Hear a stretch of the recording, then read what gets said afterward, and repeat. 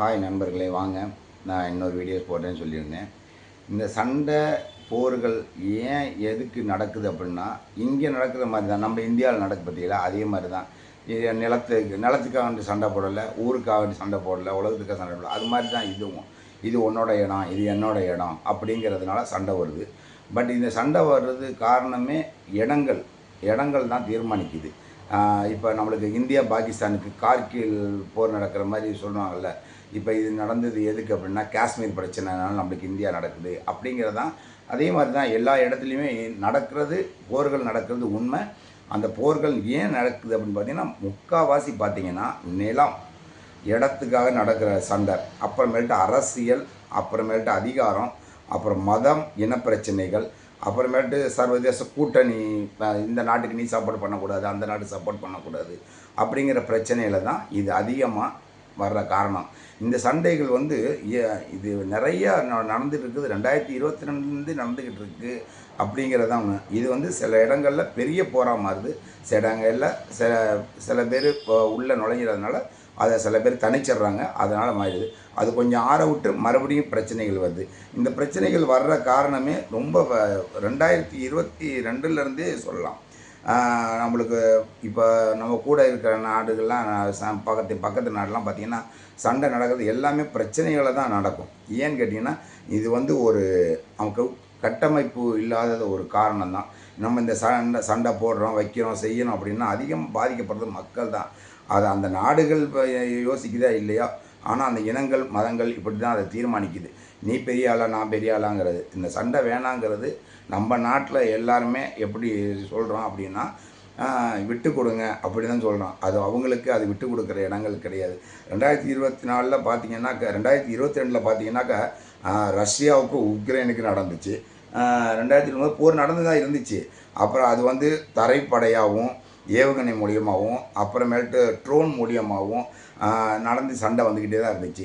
அது கொஞ்சம் பெருசாக மாறினதுனால பெரிய பிரச்சனை இருக்குது. இதில் வந்து நாடுகளில் வந்து நிறைய பார்த்திங்கன்னா, இஸ்ரேலு, காசா நாடுகள்லாம் ரொம்ப பயங்கரமாக மோதிச்சு.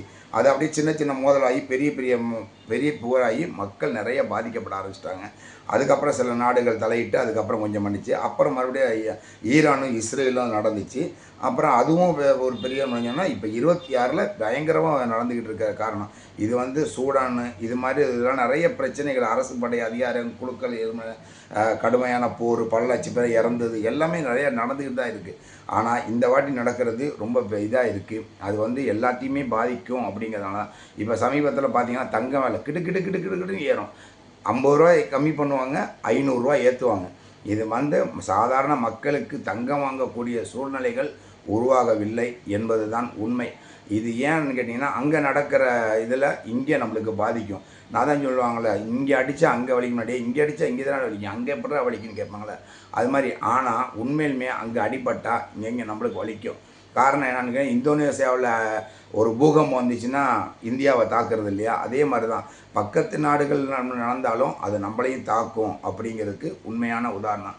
நிறைய வந்து இங்கேருந்து நம்ம பொருளை கொடுப்போம், எல்லாமே கொடுப்போம். இங்கேருந்து நம்மளுக்கு எல்லாமே இப்போ நம்ம தமிழ்நாட்டுக்குள்ளுக்கு ஒரு பிரச்சனைகள்னால், ஒரு பக்கத்தில் ஒரு மதுரை, திருநெல்வேலி, இங்கே ஒரு புயல் பாதிக்கப்படுச்சுன்னா எப்படி இங்கேருந்து எல்லாருமே அங்கே போய் நம்ம செய்கிறோமோ, அதே மாதிரி நம்ம இங்கேருந்து நிறையா கொடுக்கக்கூடிய சூழ்நிலை இருக்குது. அது இந்திய நட்புறவு நாடு, எல்லாத்துக்குமே அள்ளி கொடுக்கறதில்ல வள்ளல். நம்ம பிச்சை எடுத்து வாங்குகிறோமோ இல்லையோ, ஆனால் நிச்சயம் நம்ம நிறைய பேருக்கு அள்ளி கொடுக்குறோம். அதில் ஒன்று நம்ம இந்தியாவை சொல்லிக்கலாம். ஏன் இதை நம்ம இந்த போர் நடந்து இவ்வளவு பெரிய பிரச்சனைகளை உருவாக்குது அப்படின்னா, இந்த பிரச்சனை நிலத்தகராறு, இடம் பிரச்சனை, இனப்பிரச்சனை, மொழிகள் பிரச்சனை, இது மாதிரி வர்றதுனால தான் இந்த போர் நடக்குது. இந்த போர் நடக்கிறதுனால நம்மளுக்கு பிரச்சனைகளை உருவாக்குற காரணம், இந்த கேஸு நிப்பாட்டினா, கேஸு, பெட்ரோல், டீசல் இதெல்லாம் நிப்பாட்டினா நம்மளுக்கு வாழ்வாதாரம் ரொம்ப கம்மியாகும். காரணம் என்னன்னு கேட்டால், எல்லாமே விலைவாசி உயரும். ஆனால் நம்மளுக்கு வாங்குகிற சம்பளம் அப்படியே தான் இருக்கும். விலைவாசி உயரும் போது நம்மளுக்கு எதுவுமே வாங்க முடியாது, வெளியில் எதுவுமே நம்ம போய் செய்ய முடியாது. அதனால தான் இந்த மாதிரி பிரச்சனைகள்லாம் வந்தால் முடிஞ்ச வரைக்கும் நம்ம பண்ணணும். அதாவது அந்த நாட்டுக்கு நம்ம சொல்லக்கூடிய ஒரே ஒரு காரணம் என்னென்னு கேட்டிங்கன்னா, எல்லாத்துக்குமே நாம் வந்து ஒரு சொல்யூஷன் இருக்கும். அந்த சொல்யூஷனை எடுங்க, அமைதியை இப்போ நிலைநாட்டுங்கன்னு சொல்லிட்டு இந்தியாவை சொல்கிற காரணம் தான். அது அவங்களுக்கு மட்டும் கிடையாது, நம்மளுக்கும் சேர்த்து தான் சொல்கிறாங்க. இது வந்து இந்த நடக்காமல் இருக்கிறதுக்கு நிறைய வாய்ப்புகள் வேணும் அப்படிங்கிறது தான். இந்த போர் உலகப் போராக மட்டும் மாறக்கூடாது அப்படிங்கிறது தான் நம்ம சொல்கிறோம். ஏன்னா இப்போ எல்லாம் பார்த்திங்கன்னா எல்லா நாட்டுகளுக்குமே நம்ம நட்புறவு நாடாக தான் இருக்கிறோம். அவனும் கூப்பிடுவான், இவனும் கூப்பிடுவான். அப்போ நம்மளுக்கும் பிரச்சனைகள் வரும்ல. அதனால தான் இதெல்லாம் சொல்லிக்கிட்டு இருக்கோம். மற்றபடி வேறு எதுவும் கிடையாது, பயமுறுத்துறது தான் கிடையாது. இதை இன்னொரு இதில் பார்ப்போம். நீங்கள் எனக்கு லைக் பண்ணுங்கள், ஷேர் பண்ணுங்கள், கமெண்ட் பண்ணுங்கள். நன்றி, தேங்க்யூ.